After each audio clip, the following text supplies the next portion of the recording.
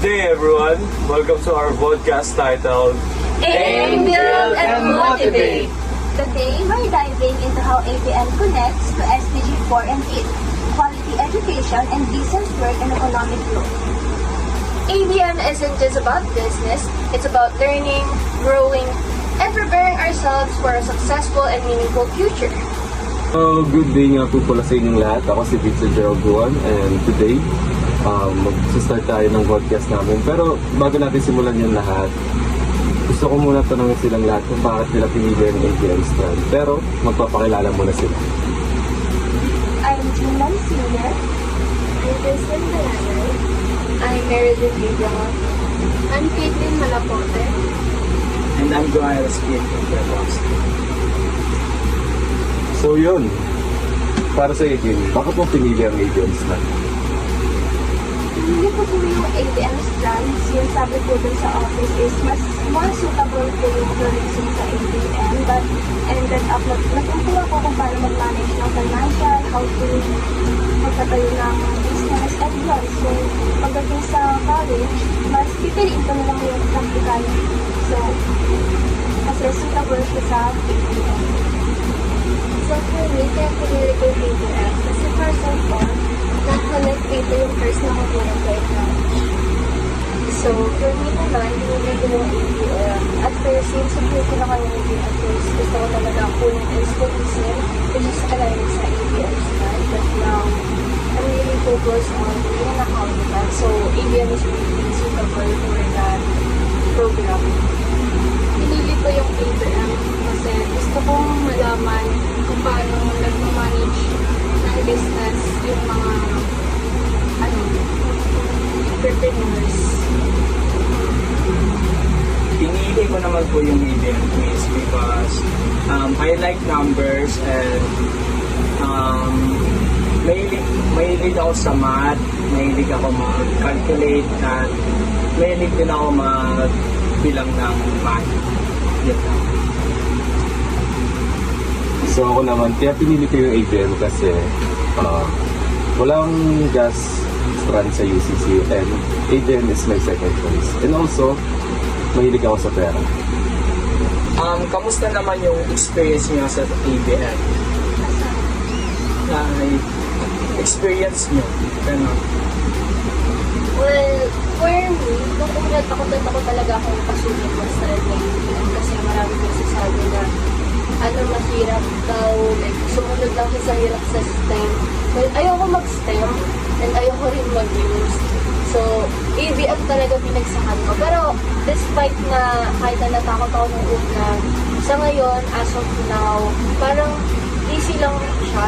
Parang siguro naging forte ko na rin kahit na nakatutunan ko. How about the others? Kung anong experience niyo? Just share. Ako, ang experience ko sa ABM is sobrang hirap niya.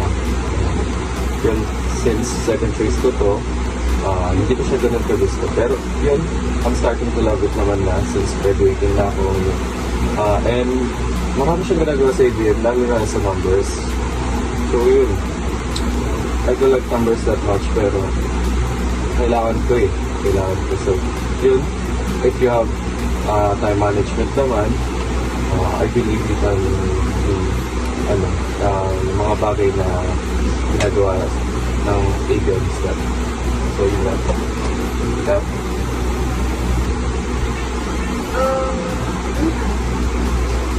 Yung experience mo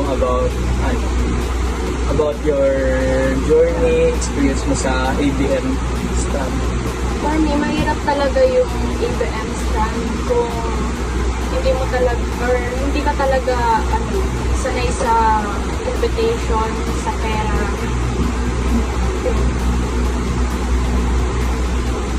For me naman po, as an ABM strand, I learned how to balance credit and credits, which is suitable for the program na kukunin ko sa college. And as a youth, for now, it's an opportunity po sa amin na nalaman kami about establishing a business in the future because kahit magkaroon po kami ng work sa future is at least magagamit po namin yung iba namin natutunan para mag-create ng own business.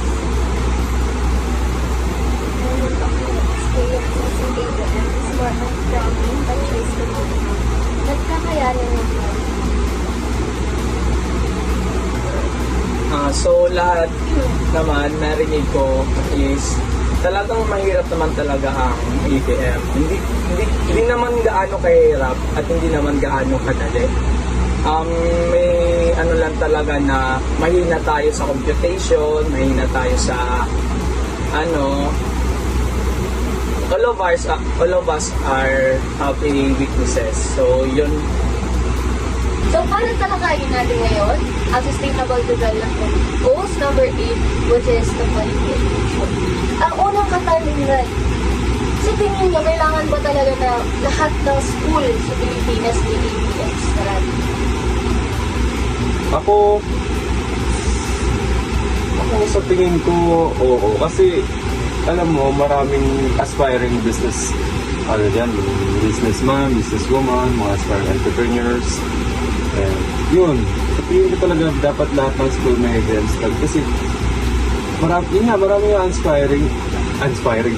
aspiring nga kasi. And gusto nila matuto more on business side. And yung ABM kasi is nagtuturo siya ng patungkol sa mga financial, sa mga business, sa entrepreneurship, gano'n. And sa tingin ko talaga, dapat talaga may ABM sa bawat school para mabigyan natin ng oportunidad yung mga bata na nangangarap yung maging isang entrepreneur, freelancer, maging businessman, gano'n. Tulit lang para sa akin. Well, naman is, kasi sabi ko yung pagkakaroon ng ATM slot sa school kasi sa ATM slot ko nagsisimula ng mga tao. Pag gusto matuto na pag-establish ng business. And pag mas gamit po yung entrepreneurs natin is mas lalagana po yung innovation in the future. At sa akin naman po is, kailangan talaga natin ng ABM sa bawat school kasi may ilang student talaga na kailangan talaga, yun nga sinabi niyo na may mga estudyante na mahilig sa business, kaya meron silang pagpipilian, may pagpipilian silang school na may ABM para hindi na rin sila mahirapan maghanap ng school na may ABM. So, for me naman, sa tingin ko kailangan talaga ng ABM sa lahat ng school kasi hindi naman lahat after ng senior high school, dadaratso ng college. Kasi, base sa experience ko, may isang kakalala na nag-ABM siya kasi gusto niya mag-business na lang siya after ng graduation niya sa senior high school kasi hindi siya kayang pag-arali ng parents niya. So, parang naging gateway pa yung ABM strand para, yun, nikabuhayan siya until now. Tapos, sa ikalawang question naman, sa panahon ngayon, anong nakikita ng sitwasyon o kalagayan ng edukasyon sa bansa natin?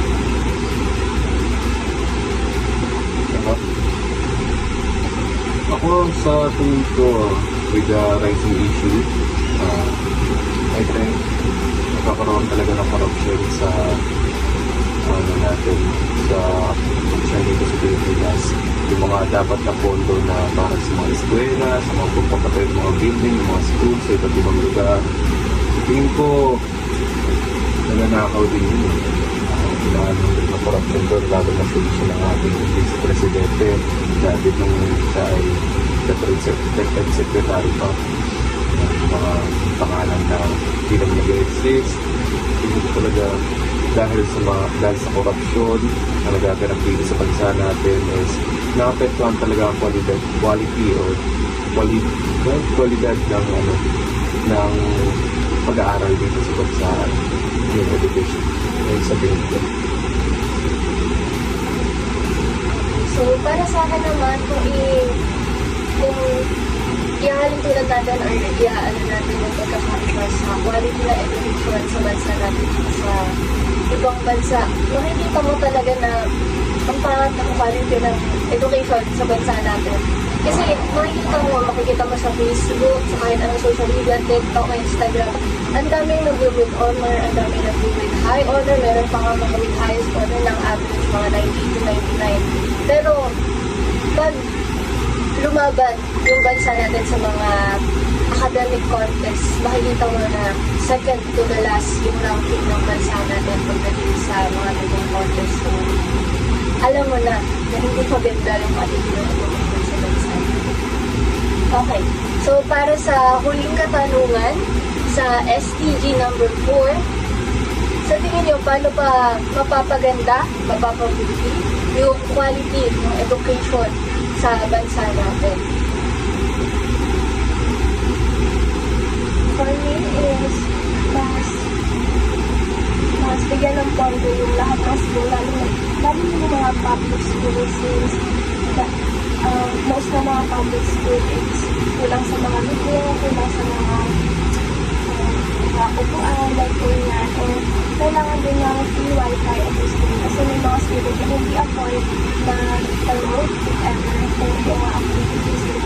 So, parang doon pa lang is mahuli na yung Philippines.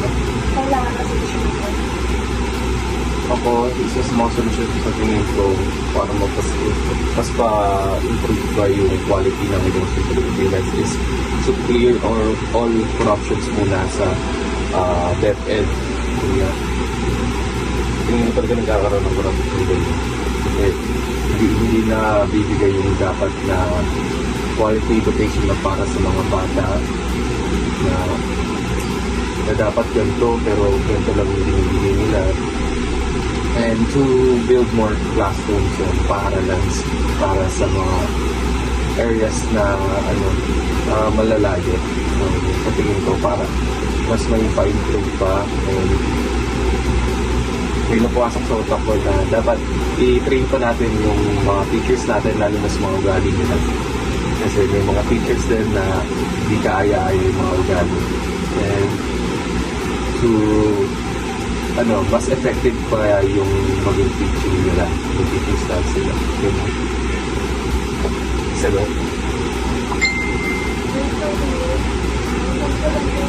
For students, kasi deserve din yung mga students is So, addition na sa scholarship, hindi naman talaga ng scholarship kasi hindi naman lahat ng tao afford na mag-college kasi alam naman natin, ang college sa Pilipinas napakamahal. Tapos, ang baba lang naman yung mga sinasakot ng mga tao. So, mahirap talaga siya i-afford. Alam ko may mga scholarship na ngayon, pero hindi pa kasi siya ganun ka-accessible sa lahat ng tao. So ngayon, proceed na tayo sa SBGA. Itong question na to is para sa lahat. How can ABM tayo magko-contribute sa ating komunidad? Sa tingin mo?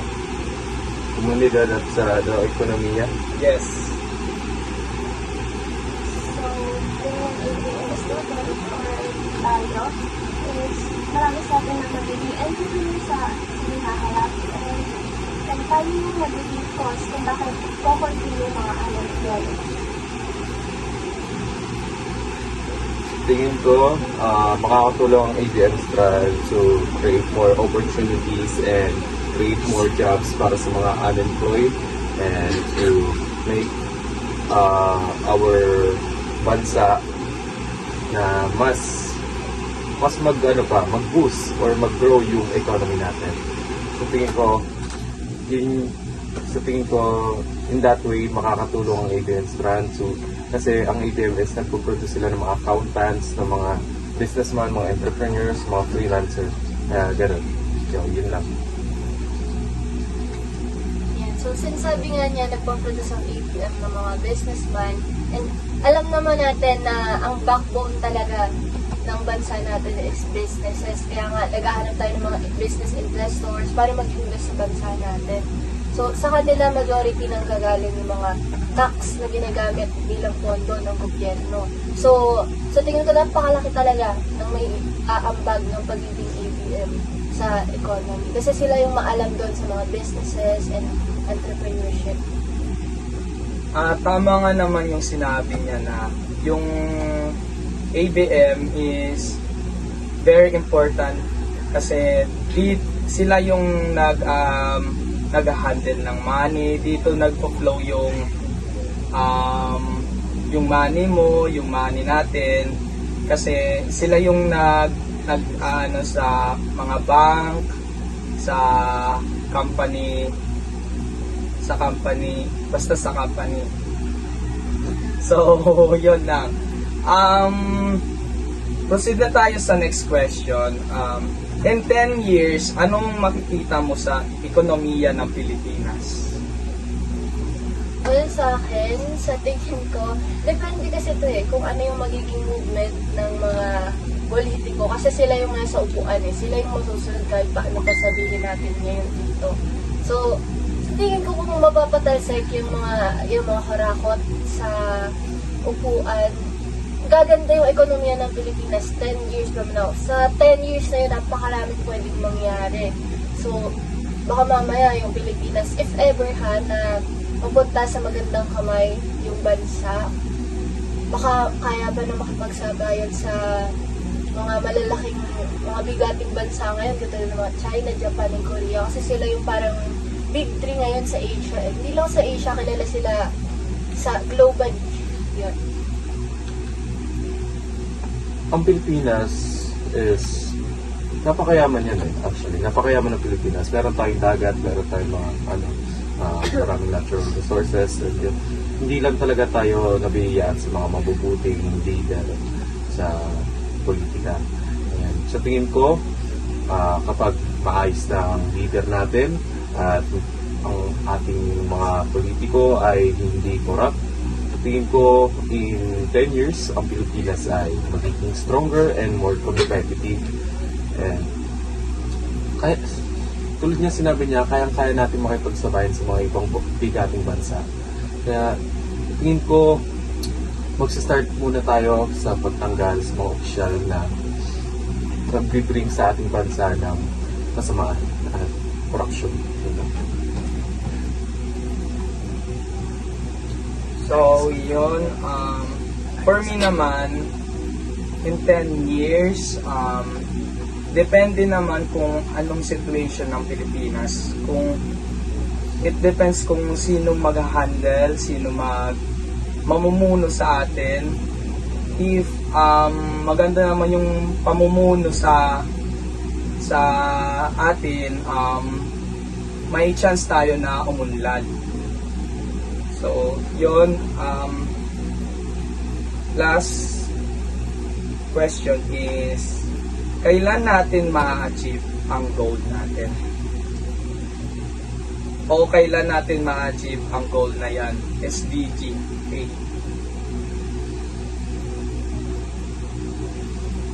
For me, nagsistart ang lahat sa mga matatalinong tao sa pagboto. And tayo yun, mga kabataan. And tayo yung magiging way para maging maayos yung pamamalakad sa bansa natin. And sa pamamagitan nun, is siguro magiging okay yung magiging pamamahala. Katulad na nung sabi niya, lahat nag-i-start sa pagboto. Ang ibig sabihin nun, ma-achieve lang natin yung goal natin kung mawawala na yung mga mapagsamantalang mga nasa posisyon ngayon. Kasi hindi talaga tayo makakapagsabi ng time, panahon, exact time kung kailan natin ma-achieve to Depende na lang talaga siya kung paano ma-roll out yung situation. So, if sa next na botohan, kung sila pa rin yung mga nakaupo dyan, alam nyo na nag-fail tayo. Yun lang yun. Puro political yung ano natin. So, sa tingin ko, sa maayos na sahod at maayos na trato sa mga trabahador, ma-achieve natin ang goal natin. So yun nga, kapag maayos ang ano natin, magiging sahod sa mga future, sa mga present na mga trabahador. Mas in that way, mas mapapaunlad natin yung bansa natin and mas mapapaunlad natin ang bawat isa. So yun lang sa akin. So, that's all po sa SBGA. So yun guys, maraming salamat sa panonood sa aming podcast na pinamagatang Aim, Build, and Motivate. So yun, maraming salamat sa inyong panonood and naibigyan naman namin ang aming mga salubin sa podcast na ito at sana naman katanggap-tanggap. So yun, maraming salamat sa inyo guys. Paalam na. Bye!